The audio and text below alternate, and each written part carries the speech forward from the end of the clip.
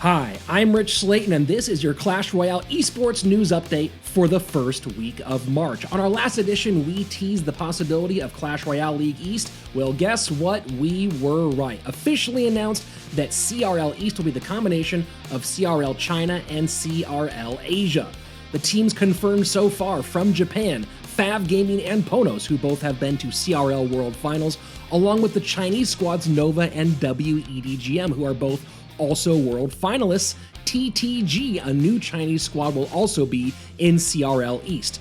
Talon from Hong Kong will be returning alongside Team Timing, formerly Kingzone Dragon X from Korea, another world finals squad. Finally, Kix will be returning to the league to round things out. And speaking of Kix, most likely Kix will be adding in a Western player as they have done in the past. Pedro, saying that he has signed with a Clash Royale League East team. Did not say who it was, but most likely our guess is he's returning to his squad from the last CRL Asia season. Other Eastern announcements, W.EDGM included their roster announcement. Returning will be Hire, Solo Man, and Sia, and they'll be adding Peas from Newbie and Wanji from JDG. W.EDGM looking to make another great run in CRL East. Now on to CRL West free agent rumors. This first one is a juicy tidbit. After his great performance sweeping Spain in no-tilt worlds, apparently Flavius received a very quick contract from Cream Esports, looking to add the Romanian star to their squad. Excited to see him finally appear in CRL West. He was supposed to be there this last season. We'll see how he fares against the best in the world. Already, he's shown a very high level. Also making his debut in CRL West, Coca RX, currently with the no-tilt roster of Brazil, should be signing with the all-Brazilian squad of Pain Gaming. A very talented player, known as another mortar player, so a lot of themes of rookies coming in as high-level mortar players, should make his debut with Pain in this spring season. Another big-time signing for the not-yet-official Space Station Gaming squad, Basoto apparently has been signed to join up with Crap, the God RF, and Lapacati, and potentially one other player from Romania to join that team. Basoto, of course, has had a number of high-level finishes on ladder, most recently another top 20 finish in the last ladder season. A big addition to that potential Space Station Gaming squad. And rounding out our free agent news, Tribe Gaming has confirmed 3 of their players, Buffmac, Azealis, and TNT. We broke that news here. Now they are officially confirmed, but we have one more rumored player for that Tribe squad. Jupiter King, currently playing with South Korea in No-Tilt Worlds, should be joining his South Korean teammate TNT at Tribe. Jupiter King has a 2nd place and 4th place finish on ladder, along with a 3rd place finish at the global tournament.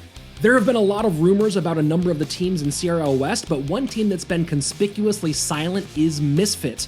But we're ready to confirm a big-time rumor that Misfits looks to be signing an all-American roster. For a long time, it was rumored to be a Spanish squad, but the rumor now that is going around and pretty solid is that it will be all American players. So let's take a look at what they've had so far and what the American free agent picture looks like.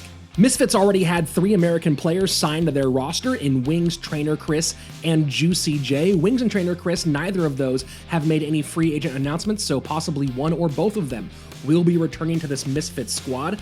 Juicy J has announced he's a free agent. We do not know if he'll return to Misfits, although being under 18, teams do incur heavier costs when they have to account for the schooling of a player who's not yet graduated high school.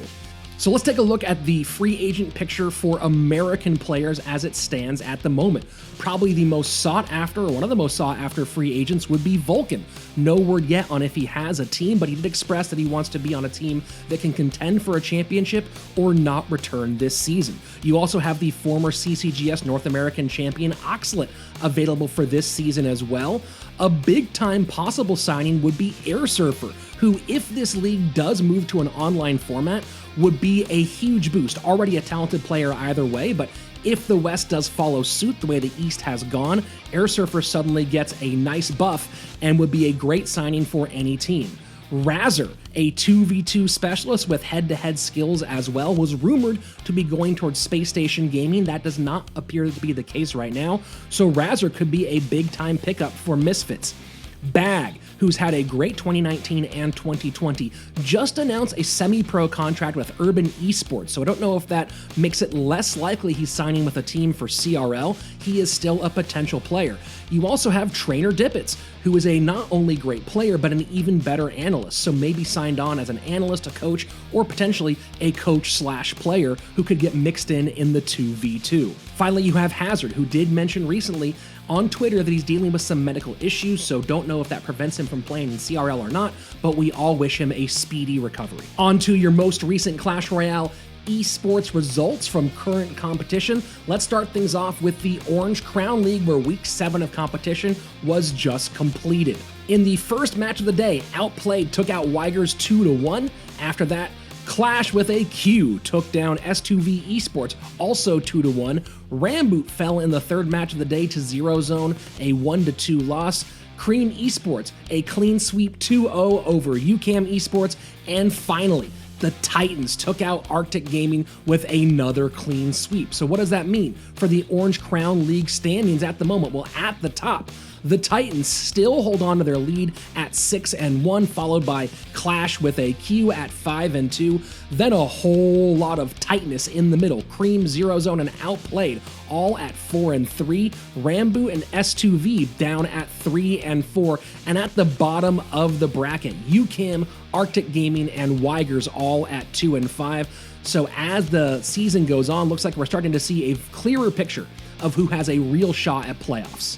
And finally, No Tilt Worlds has finished the group stage and reached the round of 16. The top 2 teams from each group qualified to go on to the bracket stage. Here's a look at the bracket as it currently stands. You can see the left side of the bracket with Brazil, South Korea, Argentina, Canada, Turkey, Portugal, France, and Colombia. And on the right side, China, Chile, Mexico, Nicaragua, Germany, Italy, the United States, and Romania. So let's take a look at the schedule so you know when you can watch all these teams face off. March 7th, that's this Saturday, China takes on Chile, followed by Mexico and Nicaragua, and then Brazil against South Korea. These times are all in Eastern Standard Time. The following day, Sunday the 8th, Germany kicks things off against Italy, France against Colombia, and then the US faces off against the surging Romanian squad.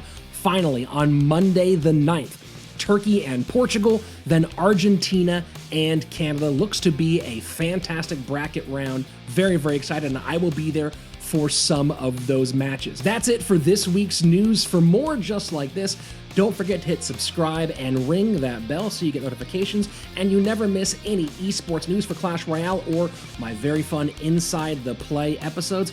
I'll be back with more news as I get it.